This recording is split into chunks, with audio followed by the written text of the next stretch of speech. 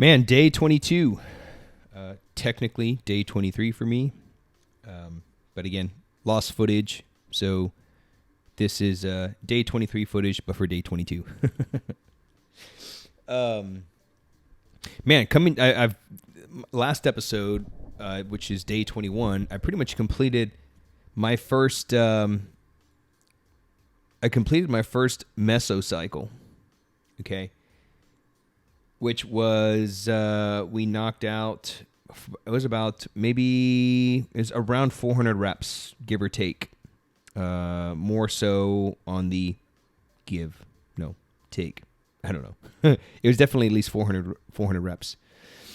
And we just wrapped up that last cycle last week. And when I mention cycles, it doesn't always mean a month, right? So I guess to define cycle for the 30 days of deadlifting, I'm going to be referencing a lot, mostly like micro and training units. Okay, so essentially, like in traditional cycling, you'd have, four types of cycles.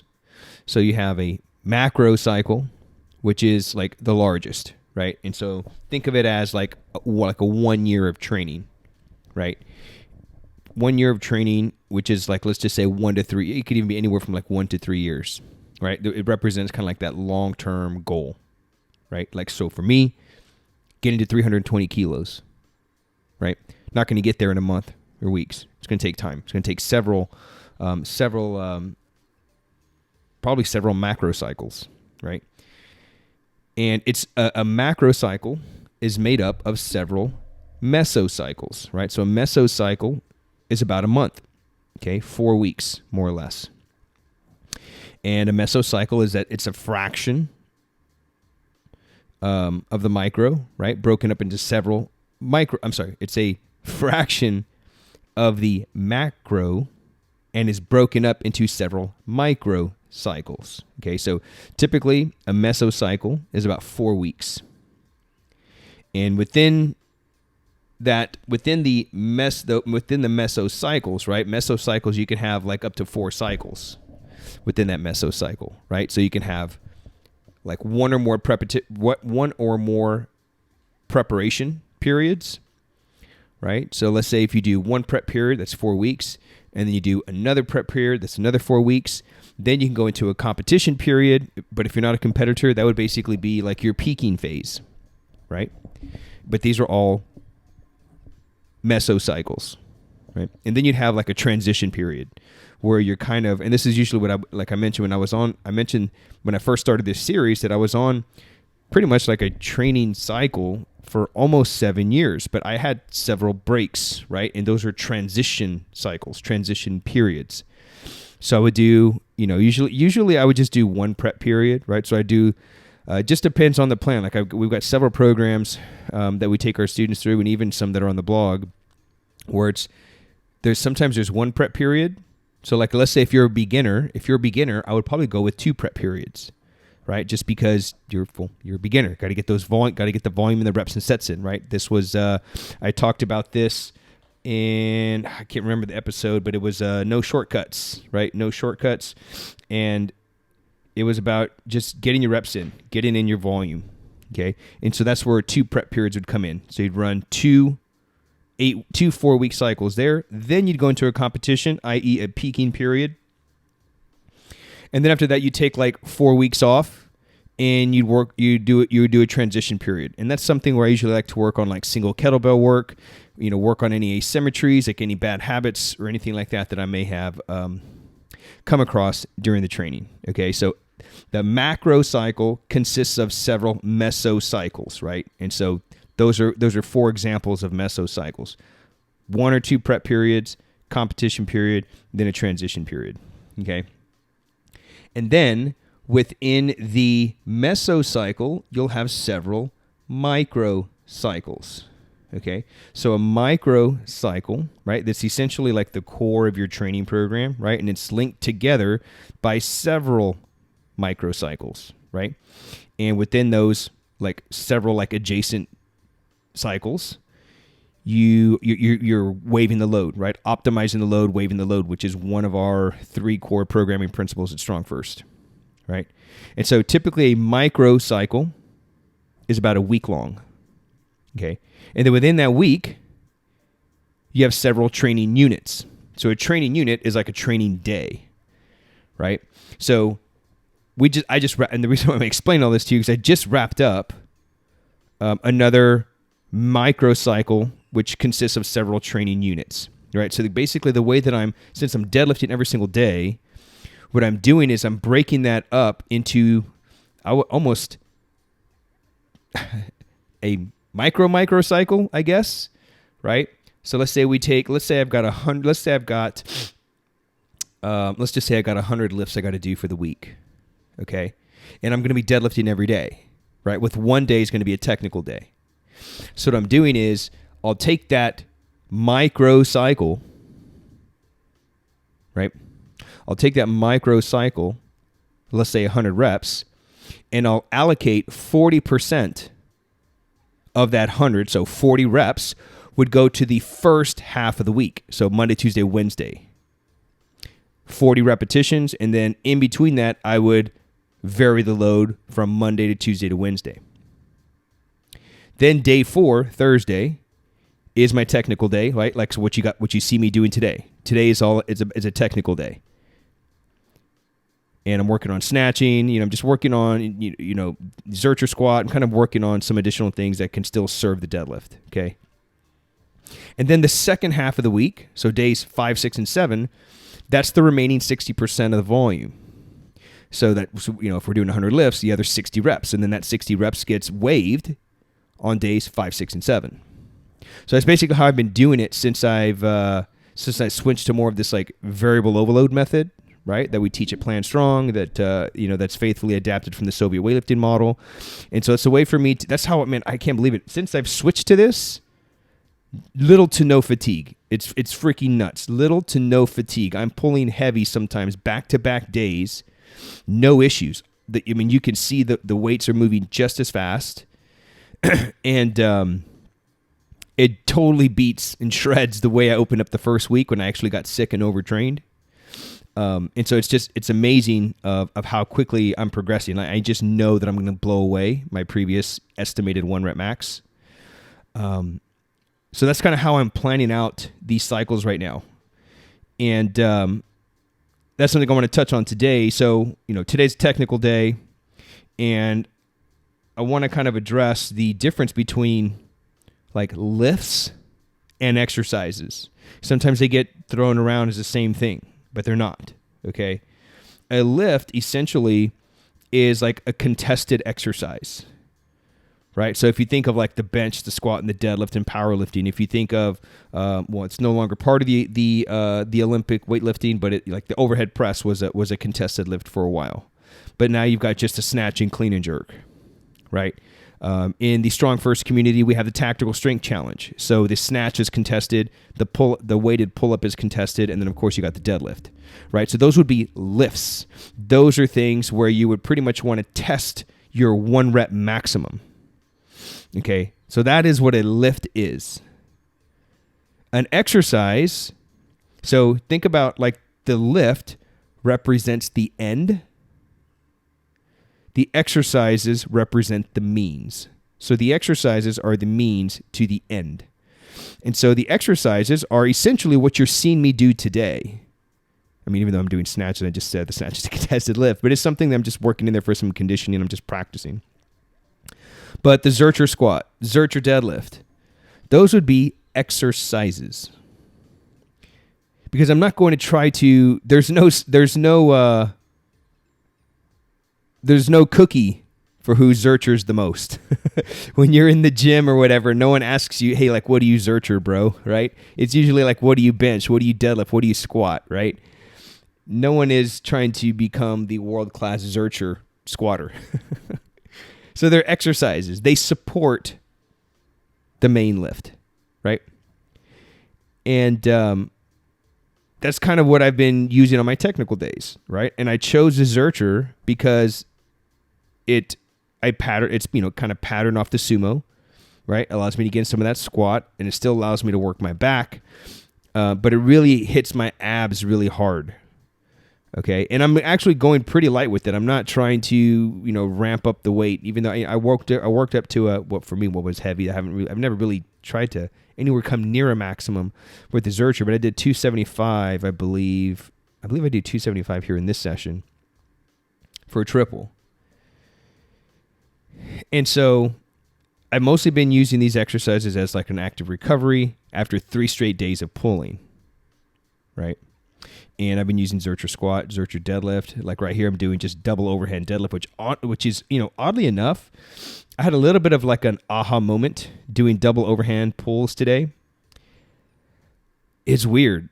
Like I seem to get in a much better position. Like my wedge is just on point from a double overhand, which is basically leading me to run a quick little experiment with double overhand. Probably going to have to eat a little bit of crow, but it's worth it because I want to see how this turns out. But I'm looking into a pair of straps just so I can test out to see what the wedge would feel like, even with those heavier loads. And if it turns out like really well, I probably might have to start trying to learn the hook grip, right? Because I'm not a big fan of straps. I mean, I'm trying to keep an open mind. I'm sure they serve a place, but like I'm a bigger fan of just getting your grip stronger, right? But I'm definitely going to get some straps and test out the double overhand deadlift to see what kind of position I can get into with the heavier load if there's a difference. But you can see here, I think this is probably going to be a Zercher squat. Yeah, this is a Zercher. So work up to a Zercher for a set of 3. And so, anywho, I've been pretty much running them as a practice base, right? It's been over a year since I've really done, it's been multiple years since I've done Zerchers. And so I'm not going to even try to go anywhere near like a 1 rep maximum, right? Because it's an exercise, not a lift. But the reason I'm bringing all this up is because these last several weeks, I've been including the Zercher as an exercise. I've been trying to get better at it. Here's this. I don't know if you noticed that. Watch my setup here for this double overhand. Like the wedge, it's just perfect. It's perfect. Look at this. As soon as I set up, like I'm able to get like more than 80% of my weight behind the barbell. And I didn't move my feet. I don't know. The setup just felt right. It felt perfect. So I'm gonna try it out with straps to see how it turns out. But anyway, the reason I bring all this up is because I'm getting ready to plan out my next microcycle, right? Or I'm sorry, my next mesocycle, which is a month. And I'm going to be up in the volume. I'm going to see. I'm going to try to test the limits. I'm going to see what I can since I'm deadlifting every day and it's going to be even. It's going to be spread out throughout the week. I'm not deadlifting like only 3 days a week, which would clump a lot of the volume together. So this past cycle I did 400. This next upcoming cycle, I'm going to see if I can pull 500. It's about a 30%-ish increase in volume. Let's see how it turns out. But what I'm going to be doing, the key difference though, what I'll be doing in the next cycle is I'm going to be sharing a percentage of my total volume to the Zercher. Okay. And I'm going to start off with like a 30% share. So let's say if I have 500 reps, 30% share is going to put me around like 150 lifts. And those are all going to be dedicated to the Zercher squat. I'll be planning them as back offsets, right? And I'm going to be using them anywhere in that like 70 to 80% zone. So I'm going to be planning my Zerchers as a back offset from the deadlift. And some days I may use them as ramp up sets, right? So like instead of using like 65, so normally you see when I start my warm ups and my sessions, I'll do like 65% or 50%. Like I start out light, right? Like I'll do like, one plate on each side and I'll do a few reps. Well, I think what I'm going to do instead is I'm going to, instead of that 65% load with the deadlift, I think I'm just going to use 65% for the Zercher squat and use the Zercher as a ramp up. Okay. Use the Zercher as a ramp up, which should be good because, and then once I get to the 80% zones, right? Once I get to that 80% zone, I'm going to switch to the actual deadlift, which should be good because it'll get me used to deadlifting with nothing lighter than 80%, which is good. which is one of the reasons why I switched to this.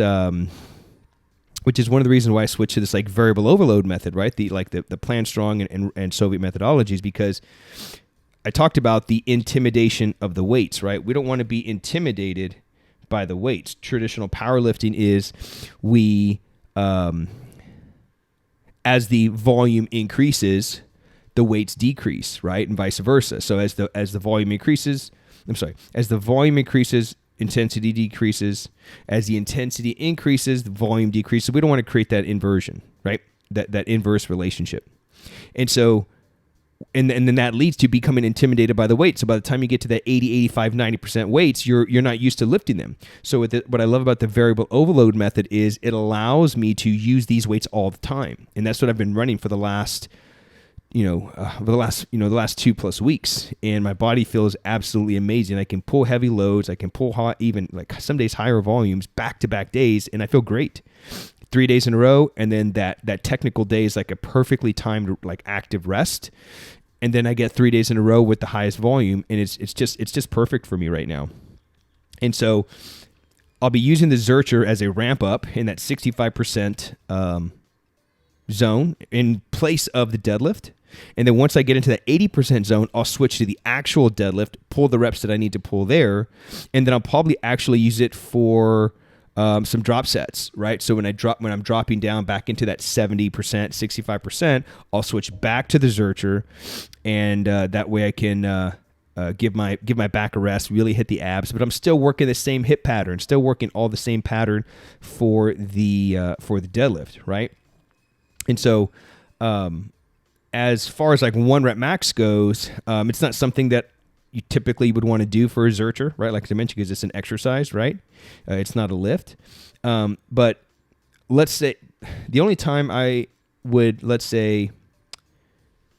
if your exercise, let's just say the Zercher, like if this happens to be within 5% of your main lift, like let's say if my Zercher max is within 5% of my sumo deadlift, which it's not. It's like not even anywhere like near that right now.